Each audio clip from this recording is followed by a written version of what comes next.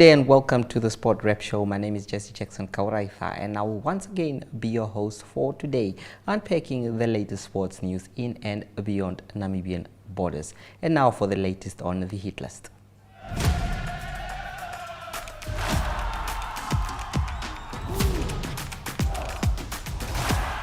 Now on the hit list, we know that the Namibia Premier League is back and the Namibia Football Association has released the latest fixtures pitting some of the teams against each other. Of course, let's look at how these teams will play for the round 2. That's on the 31st of October. The first match will be between Buccaneers and Mighty Gunners, 1900 hours at the Independence Stadium. And then we have 11 Arrows that will be battling Unam FC in Walvis Bay. Unam FC traveling to the Jan Vulcan Stadium where they will battle against 11 Arrows. The Tigers FC of Windhoek will travel to Oshakati to battle Eshoke Chula Chula in that one. We also have Okahanja United hosting Life Fighters who will travel from Oshivarongo. Those ones will play at the No Ape Stadium, while Blue Waters FC battles Ongos FC. That's all those matches will be on the 11th on Saturday. So the match between Blue Waters will be held at the Jan Vulcan Stadium in Walvis Bay, meaning that Ongos FC travels to that site. KK Palace, off the back of a great win against Chula Chula last weekend, will battle Young African FC 1600 hours at the Oshakati Independence Stadium, while African Stars FC host Julinho Athletics Club at Grootfontein Omulunga Stadium. Remember, African Stars announced recently that most of their home matches will be held in different towns, starting with Grootfontein. So they will be hosting Julinho Athletics, that site. And then the last fixture for the Saturday will be between Comas Nampol FC hosting Rundu Chiefs in Windhoek at the Independence Stadium. And then we look at round 3 there of the matches. That's Sunday the 2nd of November. This will be Comas Nampol hosting Julinho Athletic in Windhoek Independence Stadium, 1300 hours, while Blue Waters FC will battle Unam FC 1300 hours at Wolfish Bay Jan Vulcan Stadium as well. And then we have KK Palace battling Tigers FC in the north, Oshakati Independence Stadium, 1300 hours before Buccaneers plays Life Fighters in Windhoek. Life Fighters with the match in Okahanja, then Windhoek. Remember, these weekends are full of double headers. Okahanja United FC host Mighty Gunners at the Noape Stadium, while 11 Arrows FC will battle Ongos FC on Sunday at the Jan Vulcan Stadium as well, 1600 hours. And then Oshoke Chula Chula will play last season's second place finishes Young African FC at the Oshakati Independence Stadium. That match will be played at 1600 hours as well. And then African Stars will battle Rundu Chiefs at Grootfontein Omulunga Stadium. Like we said, African Stars moving their matches to different towns. So the two teams that they will battle are from Rundu, meaning that it will be a good bargain for the teams from Rundu because they will not have to travel so far. It's just at Grootfontein. So that's some of the league matches that will be taking place this coming weekend. Of course, it is poised to be a top weekend. We know football was off for a while and it is back, meaning that all these teams are willing to battle and play. Speaking of teams that are willing to battle, the playoffs of the netball has unfortunately been postponed postponed. Of course, the media release there released is that the Netball Namibia hereby informs all stakeholders, partners, supporters that the MTC 2026 MTC Netball Premier League playoffs have been postponed from the initial scheduled date of 1st November 2025. A new date and venue for the playoffs will be communicated in due course. Netball Namibia appreciates the understanding and cooperation of all stakeholders, partners and fans during this period, and remains committed to delivering a well-organized, competitive event. That was the release from Netball Namibia, of course. Now we also have, we move over to the coast where a charity event was hosted, and let's hear what Leandra Moers had for us on that side of the town. Gerson, we are here at the inaugural mental health fun run that is being hosted by the Home Away from Home charity organization. Now, usually it's an event. Now, this year you guys decided on a run. Why a run? So normally the event was always indoors, and we have decided let's change this thing this year. As you can see, the rise of the young people and people that are taking their lives. And we said, we're going to do something this year different. We're going to do it outside, but what are we going to do outside? How are we going to attract everybody, whether it's a youth or the older people? And we said, let's do the marathon, which is the first time. And even for the first time, we thought we're going to work between 100 to 150 people, but we have people that have attended. The registration was 370 plus for this marathon. And we have said that let's attract the people, let's bring them all together, and we make this thing together with this mental health. Awesome. Now, the Home Away from Home, there's also a fundraiser for the Home Away from Home charity organization. Just tell us a bit about your charity. We've started with 60 small kids many years back, and it came from our own pocket. And me and my sister Tanya had the vision of that we're not gonna give up. We doing this for the next generation and for the youth. And we've decided that let's keep on doing this until we got sponsorship left, right, and center. Now we are with more than 500 kids plus every Saturday, and we have said that with this funds that are coming through, we want to do 2 times a week to assist the kids because they have grew in a larger group, and it's 500 plus, and we say 2 times in a week that we'll do the soup kitchen for the love of our kids and for the love of that we have for Wolfish Bay. Awesome. How can the community get involved with your organization? The community can get involved with us by reaching out to us through our mobile number, which is +264 811 295072, or they can contact my sister or through Instagram or through Facebook. But they know we're on social media and they can always contact and reach out to us. Many of the people have reached out to us, and they have also sponsored us with different types of things, especially for this event as well. Exactly. Is it going to happen again next year? We were shocked on the amount of people that have registered and still wanted to register, but we've said with 370 plus, it's a lot. We're excited for next year. Next year we're going to do it bigger and bigger. But the most important part is we have realized that so many people that are going through a lot and it's not talking. And by running, it just always helps. Final message to the community. Final message to the community, please. If there's anything that you have, reach out to someone and talk. It helps not only to have a run, but to talk. It eases the pain. Thank you, Gerson. Charlize, we're finding ourselves here at the Home Away from Home mental health fun run. It's the first one that's taking place. Just talk to us, how does mental health fit into running? Oh wow, it's actually the perfect medicine for running. You know what, Leandra? Research has shown 30 minutes of exercise is equal to 1 antidepressant. So I can go on and on and on about moving your body is medicine. Okay. Now, as a mental health professional, you mentioned this morning at the briefing that our suicide rate is extremely high in Namibia. Just talk to us a bit about that. Okay, so it has been a very concerning matter. We are struggling with very high suicide rates from the males, from the females. And I think it's everyone's duty to jump in and see how we can tackle this. From our side as mental health professionals, we please ask that you will reach out for help. Seek help, seek assistance, don't suffer in silence. There is help available.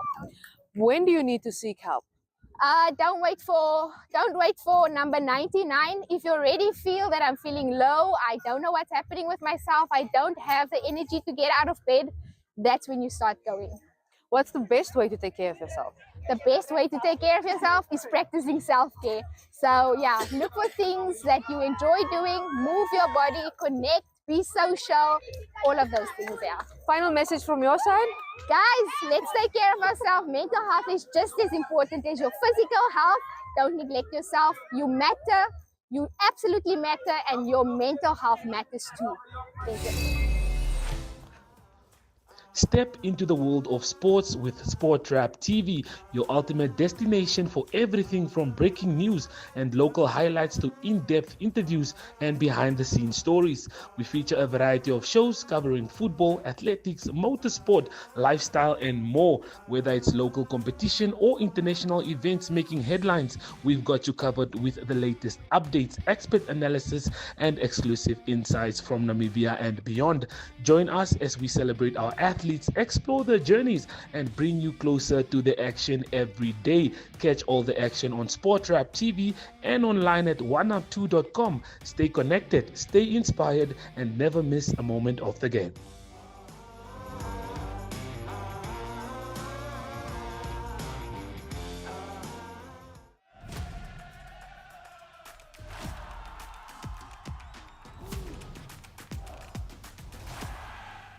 On the spotlight today, we have U.S. Marine veteran Yatire, of course, Taylor, who will be speaking on parafencing. She was here in Namibia to give a few lessons in terms of the sport. She's an Olympian, of course. Let's hear from her. You've been here for 2 weeks training the parafencing fencers. Just tell us about that journey and how you got to be involved with them in the first place. So starting from the beginning, when our group Bidiat 2 hand cycled across Southern Africa in 2023, I was privileged to meet Mr. Shekinah, and he planted the seed for parafencing, like he had said. And so then he reached out to me and was like, we need equipment to fence internationally and we need more training. So the Denver Fencing Foundation and the Denver Fencing Center in Denver, Colorado, USA, decided that we needed to take a big step to get them ready. So I came from the US bringing official FIE certified gear for them to be able to fence internationally and their first actual fencing wheelchair. And so now that I brought this gear and a machine for them to fence like they would fence internationally, I needed to train them on that. And so we came and did an evaluation. We've had 4 fencers, including Mr. Shekinah, come through this Namibia parafencing training camp. And it was just teaching them a lot of the basics, reinforcing them the skills they knew, and just showing them where they can take it on their own. Kept it small so we could really focus on the fencers. So the first day that they're all here, we brought all of our 4 parafencers in and showed them the equipment and did an unboxing of all the gear we brought. And then this week, we have been doing individual lessons. So they've been coming for one-on-one instruction. That way we would spend an hour and a half, 2 hours just training that one person for everything they needed to know.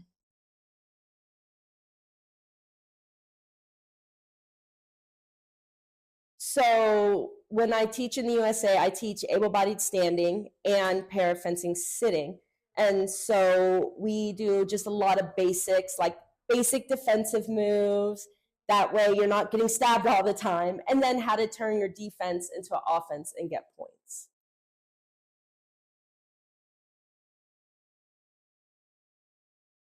It's been exciting. It's been so welcoming. I'm happy to be back again.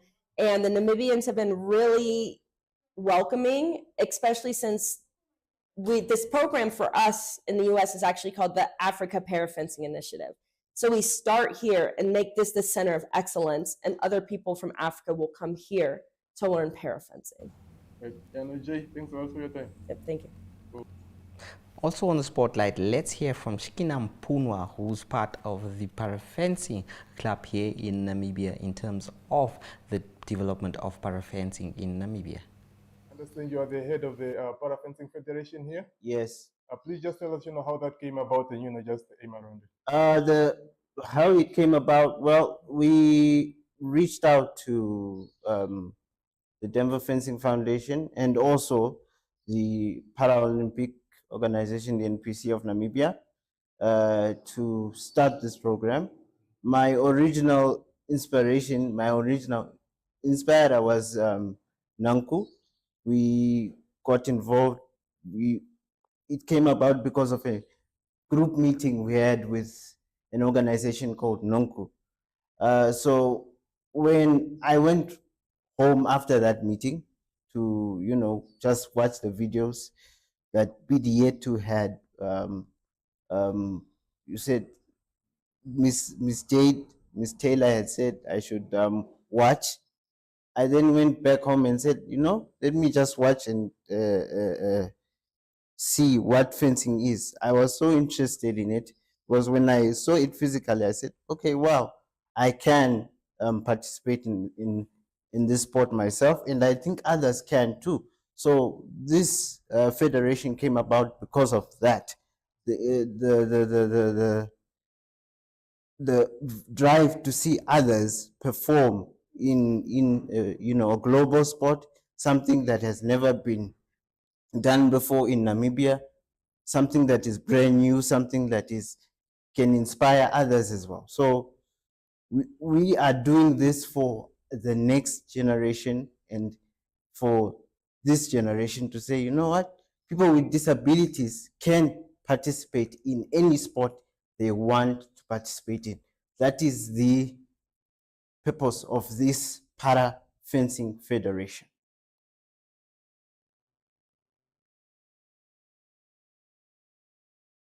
The competitions, we have not held any competitions yet.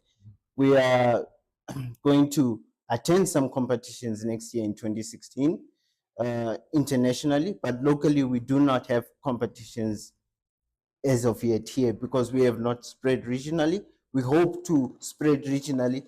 So what I encourage other people with disabilities to do is to come forth and to contact us, and we will get you connected with the right people who can help you to go internationally. Then we will then locally train you and then send you out to the regions as well to start a para fencing club.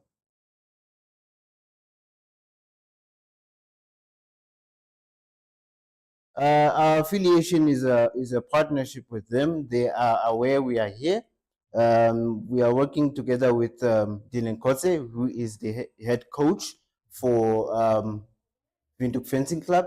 He is aware we are here, and our partnership is very, very strong. They are aware that we are fencing every week. So there is no gap. Everything is fine when it comes to that partnership. It's strong. Right. Do you train with them sometimes, perhaps? Yes, we do trainings with them, but because of transportation, we are unable to go there sometimes. But we do find ways of helping out others. So if you as a person who's interested in fencing and you want to go to Windhoek Fencing Club, you're welcome to go to Windhoek Fencing Club. There is no gap, but the training for para fencing is here.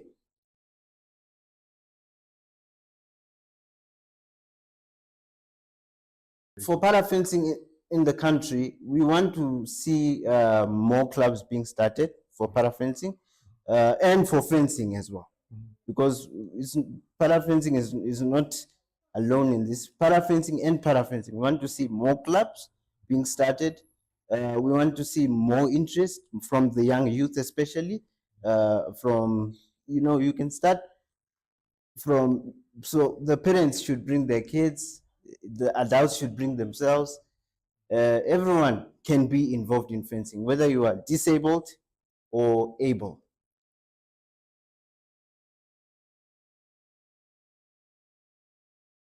We have been learning a lot. There is techniques that we have been mastering, and things that we didn't know that we now know. So we are still building on the knowledge that we know, and the things that we are doing are going to make us ready for 2028 Paralympic Games in the USA.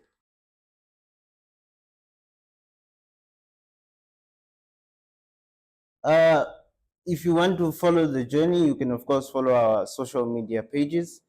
For encouragement, I would like everybody to get involved. All stakeholders must be involved.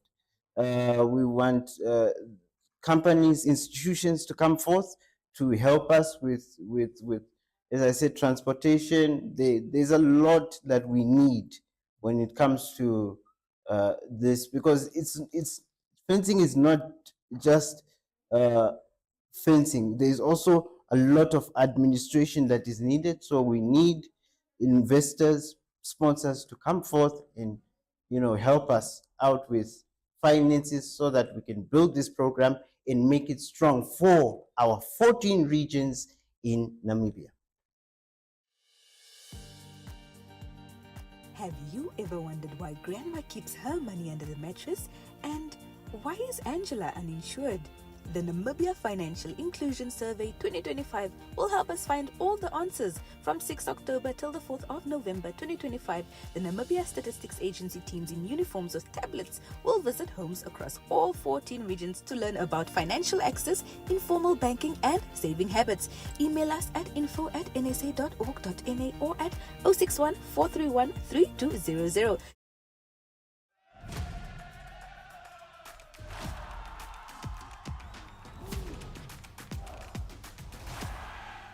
Now, the MTC Nesta Sunshine Boxing and Fitness Academy has big fights planned.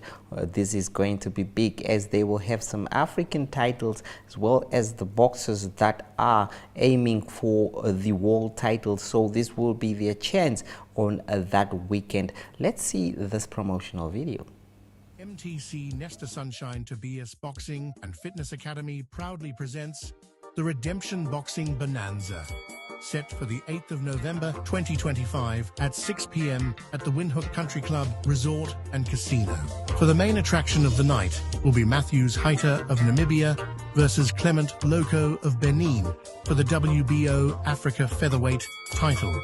John Jolanimus of Namibia versus Snamiso Ntuli of South Africa will be fighting for the vacant WBO Africa Super Middleweight title for over 12 rounds. Harry Simon Jr. of Namibia will also feature in an international welterweight bout against Kamanga of DRC. The event promises 10 exciting undercard fights lined up. General tickets are going for $200 Namibian and VIP table of 10, which will include a box dine and wine package, are available at 20,000 Namibian dollars per table. Tickets can be purchased at PST Bet Shops and at MTC Nestor Sunshine Boxing offices. Redemption Boxing Bonanza. Proudly sponsored by MTC and co-sponsored by PST Bet.